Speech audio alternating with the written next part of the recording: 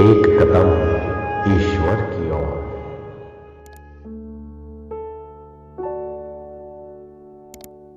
निर्वाण प्रकरण उत्तरार्ध 58वां सर्ग। संपूर्ण सृष्टि की शोभा सभी जगह है और नहीं भी है। इस प्रकार का जो पाषाण ख्यायिका का अर्थ है उसका दृष्टि भेद से वर्णन।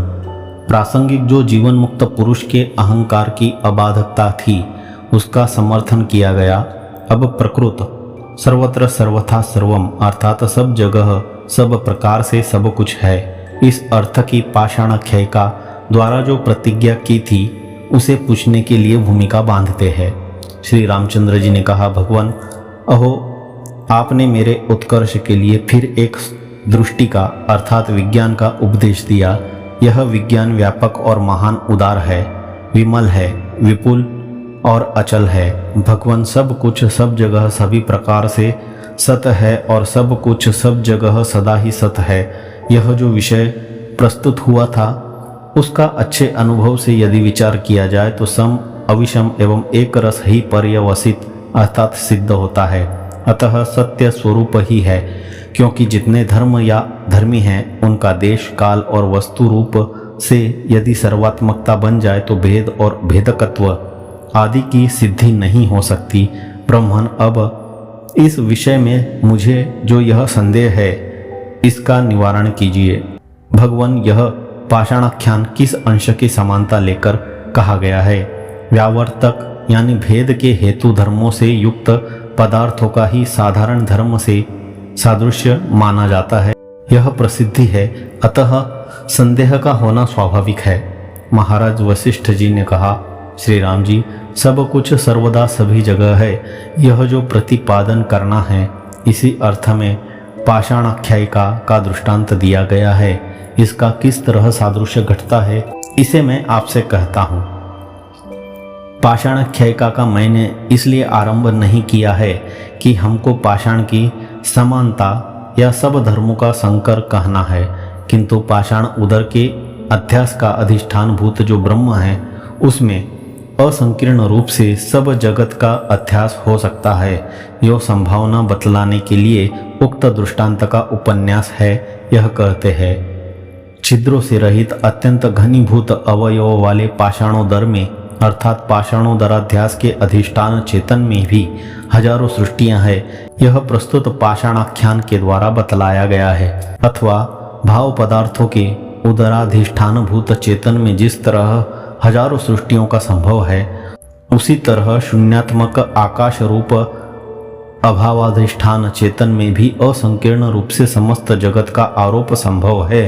इस आशय से कहते हैं, आकाश की शून्यता को न छोड़ने वाले महान भूताकाश में यानी अभावाधिष्ठान भूत चेतन में भी हजारों सर्गों का आरोप हो सकता है। यह बतलाने के लिए प्रस्तुत कथा कही गई है। इस न्याय की सर्वत्र योजना करनी चाहिए, इस आशय से कहते हैं। गुल्म, अंकुर आदि तथा प्राण, वायु, जल, तेज आदि के उदर में अर्थात अधिष्ठान आत्मा में हजारों सर्ग हो सकते हैं। इस अर्थ को बतलाने के लिए पाषाणाख्यान कहा गया है। श्री रामचंद्र जी ने कहा, हे मुने, दीवार, पाषाण आदि के उदर चेतन में अनेक सर्गों का आरोप है। यही अभिप्राय यदि पाषाणाख्यायिका से बतलाया जाता है तो मैं कहता हूँ कि इसकी अपेक्षा यही अभिप्राय क्यों नहीं बतलाया जाता कि शुद्ध चिदाकाश में हजारों सृष्टियों का आरोप है।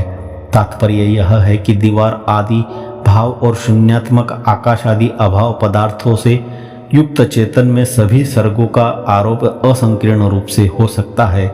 यह यदि आपकी आख्यायिका का अभिष्ट अर्थ है तब शुद्ध चिदाकाश में सब जगत का अध्यास है। यही पक्ष क्यों मान न लिया जाए, जिससे कि अध्यस्त जगत का बाध हो जाने पर शुद्ध ही बच जाता है। यह दूसरी बात भी अनुकूल हो, इस प्रकार की श्री रामभद्र की आशंका है। ठीक है, आपने जिस पक्ष का शंका में उल्लेख किया है, ठीक यही पक्ष मुख्य रूप से मुझे भी अभिप्रेत है, परंतु विशुद्ध चिदाकाश का सहसा परिचय हो नहीं सकता। इसलिए परिचयोपाय रूप से प्रत्येक भावादि उपहित चेतन में भी समस्त जगत का अध्यास अर्थात आरोप है, यह मैंने बतलाया है। इस आशय से उत्तर देते हैं। महाराज वशिष्ठ जी ने कहा, हे श्री रामचंद्र जी, तत तत पदार्थों से उपहित प्रत्येक चेतन में समस्त जगत का आरोप है। यूँ कहते हुए मैंने आपसे वस्तुतः मुख्य चेतन में समस्त जगत का आरोप है इसी का वर्णन किया है। इसलिए जो यह सृष्टि दिखाई पड़ती है यह चिदाकाश में चिदाकाशात्मक ही स्थित है। यो जब ब्रह्म मात्रता ही है तब दृश्य की अनुत्पत्ति ही फलित हुई, यह कहते हैं। श्री रामभद्र परमार्थ दृष्टि से दृश्य पहले ही उत्पन्न नहीं हुआ है और आज भी नहीं है, परंतु जो इसका अवभास होता है वह ब्रह्म में स्थित ब्रह्म ही है।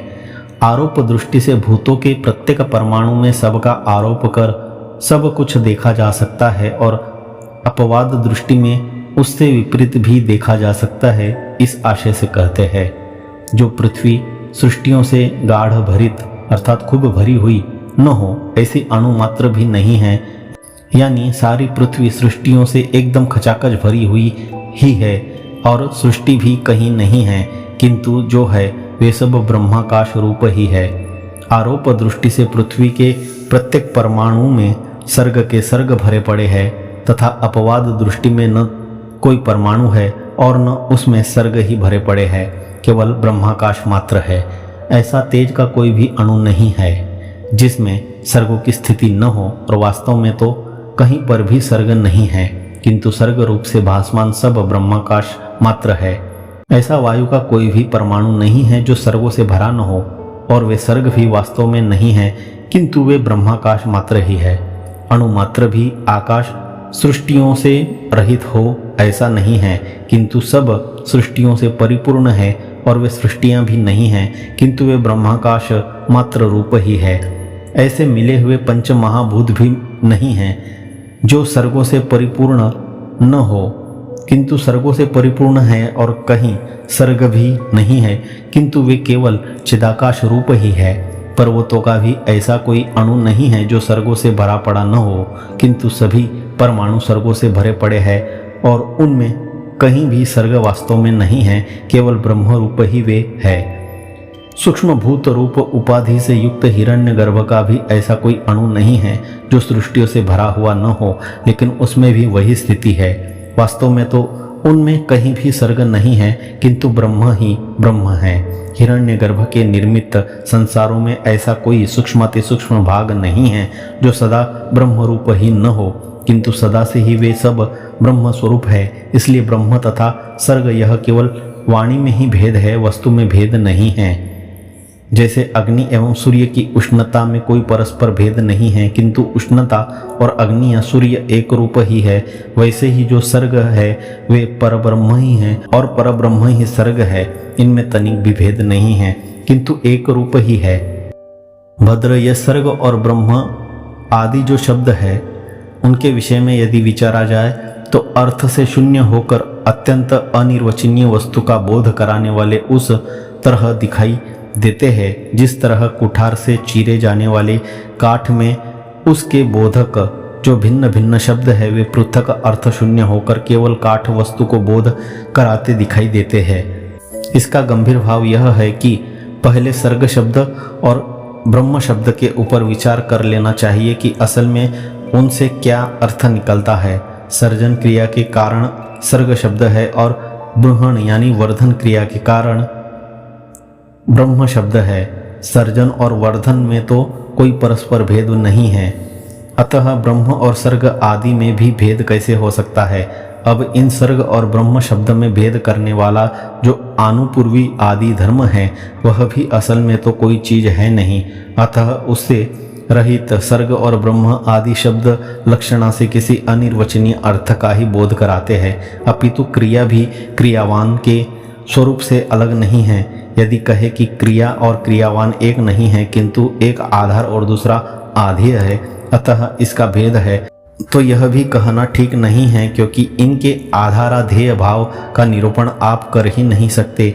ऐसी परिस्थिति में कुठार से विदीर्ण होने वाले काठ में जो काठ के लिए प्रसिद्ध शब्द है वे सब पृथक अर्थ से शून्य होकर जैसे एक ही अर्थ के प्रतिपादक भासते हैं, अथवा विदार्य अर्थात विदीर्ण करने योग्य और दारु अर्थात विदीर्ण होने वाला, ये दो शब्द जैसे पृथक अर्थ से शून्य होकर अभेदार्थ के ही प्रतिपादक है, वैसे ही सर्ग और ब्रह्म आदि शब्द भी एकार्थ के यानी ब्रह्मार्थ के ही प्रतिपादक है। परमार्थ दशा में सर्ग और ब्रह्म आदि शब्दार्थों का भेद भले ही न हो, क्योंकि उस दशा में द्वैत और ऐक्य रहता ही नहीं, परंतु व्यवहार दशा में तो ब्रह्म एक है और सर्ग अनेक है। अतः ब्रह्म और सर्ग शब्दों का भिन्न अर्थ होने के कारण वे भिन्नार्थक क्यों नहीं होंगे, इस पर कहते हैं। भद्र, जिस व्यवहार दशा में द्वैत और एकत्व विद्यमान है, उस दशा में भी सर्ग और ब्रह्म शब्द के अर्थ तो तनिक भी नहीं भासते, क्योंकि इस पर प्रश्न यह होगा कि क्या द्वैतात्मक दृष्टा को वे अर्थ भासते हैं या अद्वैतात्मक दृष्टा को। प्रथम पक्ष तो अयुक्त है, क्योंकि अज्ञानी द्वैतात्मक दृष्टा को वे किसी हालत में भी नहीं दिख पड़ेंगे। दूसरा पक्ष भी युक्त नहीं है, क्योंकि उस पक्ष में अद्वैतात्मक वस्तु को वे किसकी तरह दिख पड़ेंगे, कौन किस स्वभाव के मालूम पड़ेंगे, यह कहना होगा। परंतु यह कह नहीं सकते, क्योंकि अद्वैत स्थिति में भान और भासित होने वाले में कोई भेद नहीं कहा जा सकता। अतएव तत्ववेत्ताओं के लिए व्यवहार काल में भी वह वैसा ही रहा है, यह कहते हैं। हे प्रिय श्री राम जी, व्यवहार कर रहे ज्ञानी के लिए भी यह सब कुछ शांत, एक आदि अंतर रहित, स्वच्छ निर्विकार शिला के सदृश अतिघन मौन ब्रह्मरूप ही रहता है, तनिक भी उससे पृथक या भिन्न नहीं रहता। वर्णित पाषाणाख्यायिका का जो तात्पर्य है उसका उपसंहार करते हैं। हे श्री राम जी, यह समस्त दृश्य निर्वाण रूप एवं चिदाकाश रूप ही है। आप, हम, पर्वत, सुर, असुर आदि भी तद्रूप ही है। भद्र, जगत भी आप वैसा ही आत्मरूप समझिए, जैसा जागने के बाद जंतु के मन में स्वप्न में देखा गया व्यवहार स्मृति में आने पर भी आत्मरूप है। 58वां सर्ग समाप्त।